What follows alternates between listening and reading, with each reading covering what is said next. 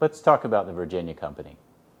The Virginia Company was a joint stock corporation that in some ways was much like modern-day corporations that are publicly financed. Now, the Virginia Company gathered financial investment from a number of different individuals and channeled it into the settlement of what would become the first English colony in the New World. This would be tremendously important over the long run. Although it started small, it set the stage for British settlement in the New World. And in turn, it established patterns which would lead to all sorts of institutions, including representative government in the New World, but also the institution of slavery and many of the patterns of trade that would shape early capitalism. The English saw by 1600 what Spain had won in the New World over the previous century. The Spanish had stolen enough gold and silver from the Aztec and Inca empires to create a massive global empire, one that stretched from the Philippines to the Caribbean to much of South America. The English wanted in on some of the action, and in 1606, King James I granted a charter for the Virginia Company to a group of London investors.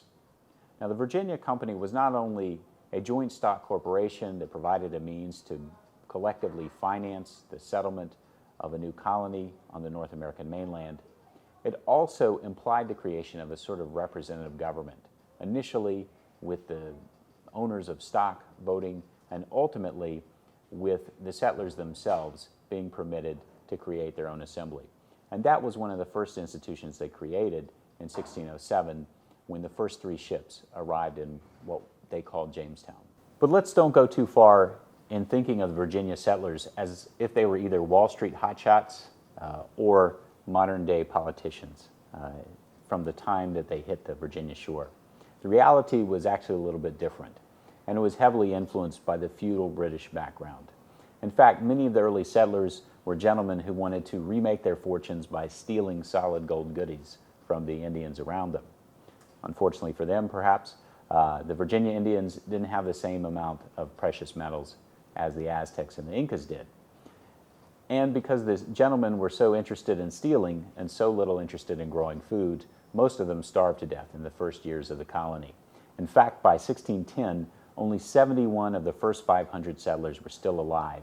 And those who lived had gone through what they called the starving time, in which many of them died of disease and hunger, and one settler even killed his wife, cut her up, and ate her. The settlers preferred robbing the Indians to working, and the Indians didn't particularly care for that. In fact, in 1622, the Indians launched an attack which almost wiped the entire colony out. But they survived, and along the way they had learned 2 things that would actually make the colony successful over the long run.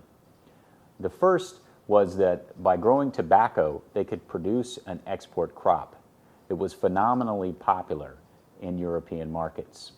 And the second was that by buying the contracts of indentured servants, immigrants who wanted to come from the old world to the new world and were willing to promise 5 to 7 years of labor for someone else in order to have their passages paid for.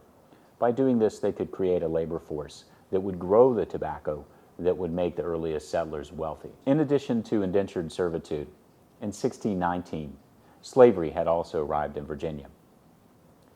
That's when a Dutch ship carrying 20 enslaved Africans appeared in the James River. The 20 Africans were sold to settlers, and although slavery took a while to become entrenched in the Virginia environment, by the late 1600s, it was the dominant form of labor in the tobacco fields. So Virginia set the stage in many ways for British expansion into the New World and for the ultimate patterns of the United States independence. And beyond that, Virginia also set the stage for the development of Western capitalism in some important ways. Now, Virginia established a system of representative government in the British colonies in the New World. It set the stage for that, certainly. And some of that depended on British parliamentary traditions.